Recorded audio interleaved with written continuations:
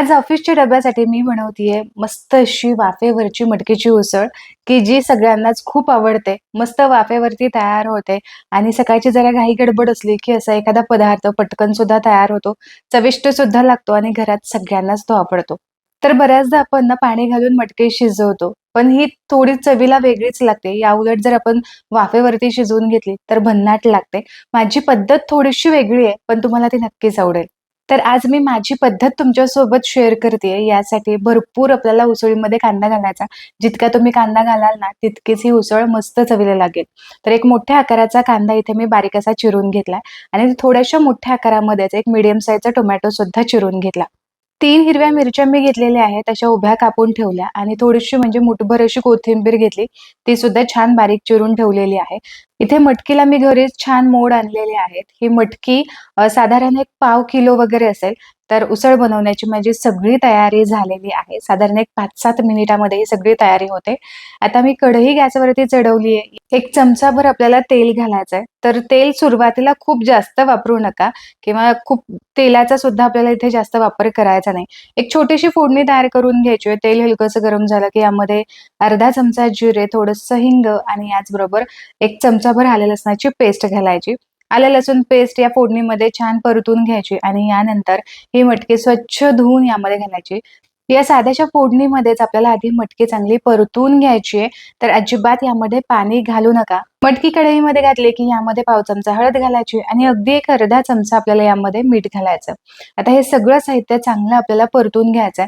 मटकी आपल्याला कमीत कमी एक 5-7 मिनिटांसाठी चांगला याचा सुवास सुटेपर्यंत आपल्याला परतून घ्यायची आहे.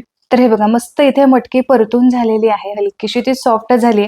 अर्धवट ही मटकी इथे शिजली जाते. साधारण एक 4-5 मिनिटांसाठी मी ही परतून घेतली.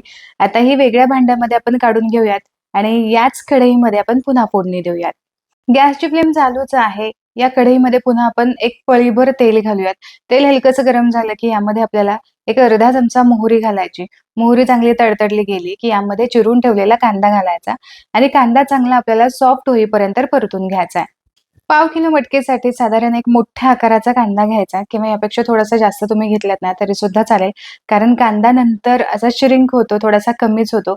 पण हा चवीला मात्र या उसळीमध्ये खूप भन्नाट लागतो. थोडासा आणखीन सुद्धा कांदा यामध्ये गेला असता, पण मी एक मोठ्या आकाराचाच कांदा घातलाय. इथे कांदा चांगला ट्रान्सपरंट होईपर्यंत परतून घेतला.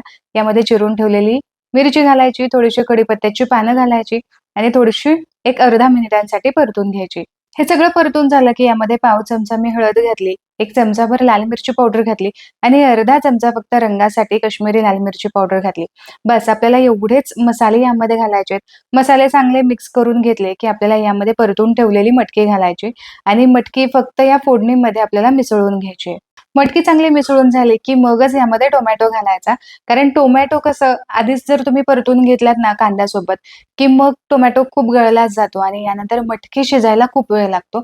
यासाठी काय करायचं टोमॅटो सगळ्यात शेवटी घालायचा. त्याचा टोमॅटो पटकन शिजला जातो यासाठी नंतर घातला तरी सुद्धा चालेल. टोमॅटो सोबतच चवीपुरतं मीठ सुद्धा घातलं आणि थोडीशी कोथिंबीर घालून मिसळून घेतलं. आता यावरती आपल्याला झाकण ठेवायचंय. गॅसची फ्लेम संपूर्णपणे लो करायची आणि यावरती आपल्याला ग्लासभर पाणी घालायचंय. आता या पाण्यामुळेच खाली या मटकीची वाफ तयार होईल आणि या वाफेमध्येच मटकी चांगली शिजली जाईल. साधारण एक 5-7 मिनिटानंतर आपण झाकण काढून चेक करून पाहू. अजिबात पाणी न घालता सुद्धा ही मटकी छान शिजलेली आहे. दिसायलाच ही मटकी खूप मस्त दिसते. पाहताच खावीशी वाटते. वरून थोडीशी कोथिंबीर घातली आणि तुमच्या लक्षात आलं असेल, की मटकी कढईला अजिबात खाली चिकटलेली नाही किंवा अजिबात करपलेली नाही. मस्त चमचमीत मटकीची उसळ इथे तयारच झाली. चपातीसोबत भन्नाट लागते म्हणून डब्याला तुम्ही नक्कीच देऊ शकता. पटकन तयार होते. आशा करते आजचा हा व्हिडिओ तुम्हाला आवडला असेल. आजची ही रेसिपी जर तुम्हाला आवडली तर व्हिडिओला लाईक जरूर करा. तुमच्या मित्रपरिवारामध्ये नक्की शेअर करा. पुन्हा भेटूया अशाच एका मस्त रेसिपी सोबत. तोपर्यंत स्वस्थ राहा आणि मस्त मस्त खात राहा.